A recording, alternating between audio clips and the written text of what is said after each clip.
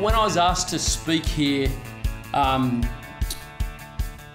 there were plenty of topics I could have spoken with passion about, entrepreneurship, creating value, sustainability, gender inclusion, the developing world, education, know your customers, focus, family, poker and philanthropy. But I chose risk. And then KJ and Annie put me up first just in case I suck, and then we can move on and it can be good. But what I really want to do is encourage people to look at risk differently.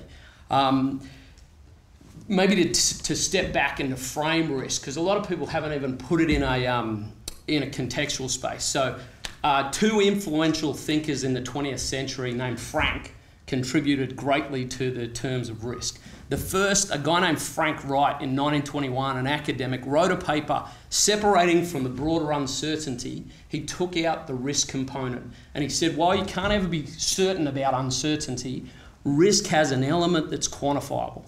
And for all the data scientists in the world, you're going to love that. It means here's the bit you don't know and don't worry about, but here are the pieces where you can, if it's quantifiable, you can manage it, you can hedge it, you can pursue it, you can mitigate it. And that's really what I want people to be thinking about in their broader businesses, in their broader lives. Risk's actually a good thing, and hopefully I can convince you guys of some of that. The second Frank, so after Frank Wright in 1921, an accomplished academic, is Frank Drebin. And I don't know if anyone here is old enough to know the actor Leslie Nielsen played Frank Drebin in 1998 in the Naked Gun films. There you go. Now, I paraphrased this morning and looked it up, thank goodness, because I missed part of the quote and changed my whole speech. Frank Drebin came out and said, you take risks. Everyone takes risks. You take a risk waking up in the morning, you take a risk crossing the road, or you take a risk sticking your face in a fan. That was Frank's contribution to risk. And if I can split that out, particularly when we come back to startups, waking up in the morning, there's not a lot of downside risk.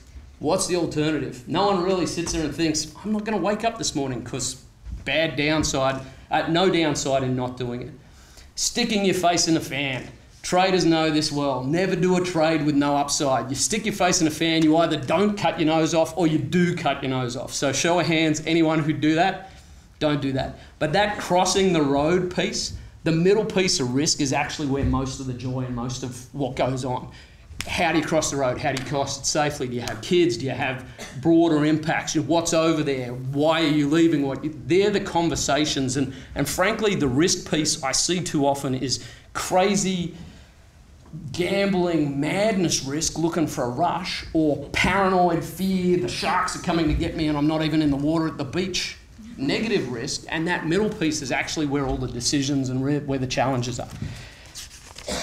So, with a background in investing in startups, with a background investing in broader asset classes, and with 16 years in risk management at UBS, seeing risk differently is kind of what we do.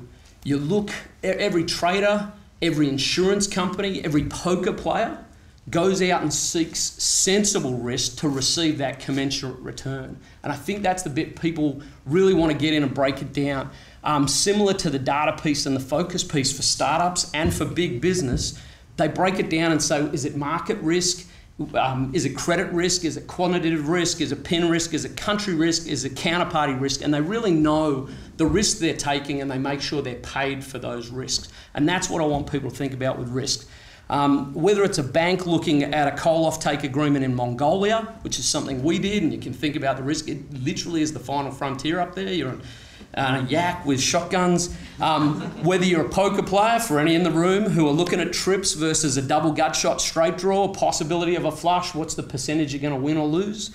Or whether it's an insurance company, unfortunately looking at smokers, annuity, mortality rates, and how do you price that? Everyone who looks at risk should be knowing that from a banker perspective, if you take risk, you're going to get some sort of return if you take it sensibly. And a bank, a hedge fund, a poker player, an insurance company that takes no risk makes no money.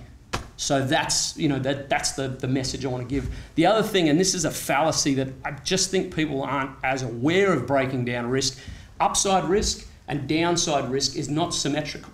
We often talk about in trading going up the escalators and falling down the lift shaft. i.e. when the markets go up, you're enjoying it, high fives, cocktails, and when it's bad, it's real bad. But in Australia. We talked about Annie retiring. How bad could it be? Quit my job and something else better came. Too many people don't think of the downside risk of sticking what they're doing. The inertia, not moving on, not looking at different opportunities. So for me, being really clear what's the upside risk of what you're doing and what's the downside risk of what you're doing, and assessing those separately is really important. And if there's no downside risk, where Nike got their great global logo, just do it. If there's no downside risk, you do it. So be aware of why you're making those choices. I don't know how we're doing on time. I feel like I've blasted through it. We've gone to 4. That's fantastic. I missed the 5 count. There's 4 areas that I want to talk to about risk. And if anyone holds this up, I'll leg it off the stage. Entrepreneurs, investors, corporates, and the Australian economy. So hopefully if I can tie this together across those 4 categories, it'll be a fairly serious stretch. And given I've got a little bit of time, I will tell the line. I was living in Japan for 5 years, and I actually climbed Mount Fuji as well with a terrible hangover in my calves, locked up, and you climb and climb and climb, and it's a lava mountain, it's all horrible, and you get to the top and sun rises and there's the 5 lakes and it's awesome. And I came down, I was telling everyone, I was like, it's the best thing in the world. And an old Japanese mate of mine translated this statement. He said, a wise man climbs Mount Fuji once. A fool climbs it twice. And I was like, I was off to Roppongi. So my own mountain climbing story. So very quickly, for entrepreneurs, most entrepreneurs I speak to, and I by nature of the role and my involvement in the investment, I see a lot of them. Most entrepreneurs I speak to, I swear to God, it drives me insane. They want to talk about failing, or they want to talk about a $1 billion exit. That's it. Failing, and it's really important, and we've got much better. I got asked to speak at a failing conference. I said, no, thank you. But if you're going to fail, fail fast, fail early, learn, and be ethical. And investors like me will come back next time, okay? But don't focus on failing, because guess what? You probably will. Now to the $1 billion exit.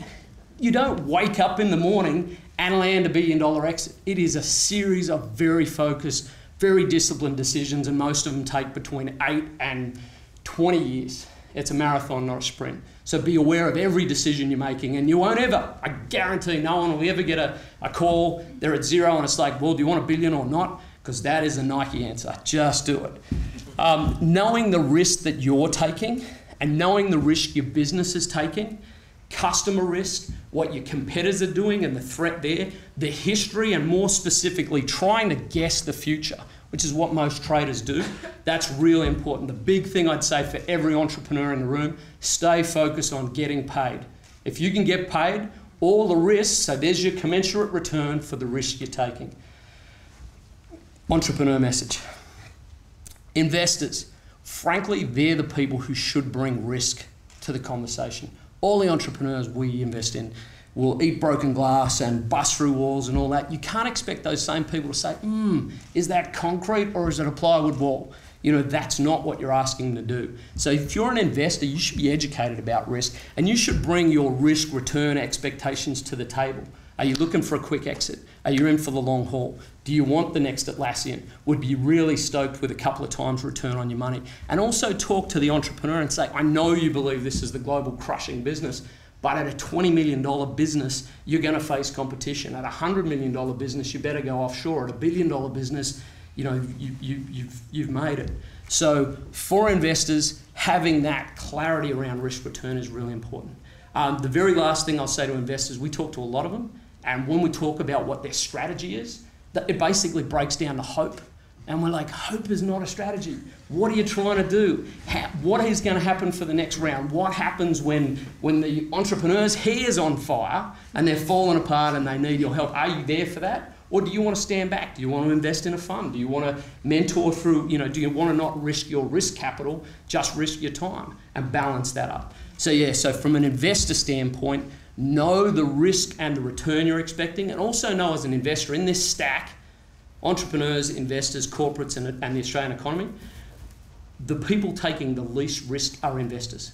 If you invest 10 grand, or if you invest 50 grand, the worst, or $5 million, the worst case outcome, you're going to lose all your money and you're going to learn something. So it'll be a lot of fun. Very quickly for corporates, which I only added this morning, Corporates, I'm really glad they're here, and I actually think of this whole stack, they understand the risks more. They know about BlackBerry, they know about MyOb, they know about CapCharge, and they're really engaging and they're looking for the solutions. So honestly, big ups to Telstra all the way down, very happy to see it. My last message about risk, and it's going to be downside risk, but hopefully it's a positive, the Australian economy. I was away for 14 years and 4 years before that. When I came back to Australia, 70% of the stock market is mining companies and banks are backed by residential property. If you add the biggest telco, which is great, and our sponsor, that's 80% of the stock market. So all of the investors in Australia and the market as a whole is saying our future is holes in the ground, homes and phones. If we really think that's the future of Australia, Israel, New Zealand, Singapore, like obviously China, Japan, US, they don't look like that, but smaller economies are charging through. The economies that have 80% of their market in the major telco, banks and mining companies are Malaysia, Indonesia, Chile, great countries, but not places that Australia would aspire to have the same standard of living, not places we'd say we want to be. So actually sitting down as an economy, as individuals, as entrepreneurs, as corporates, and saying what's the downside risk of doing nothing? What's the downside risk of continuing to back that same mindset of holes and homes, and really not being aware of both the upside return of taking smart risks and the downside return of the risk we're actually taking? That's the conversation I'd love to see people have. Thank you very much.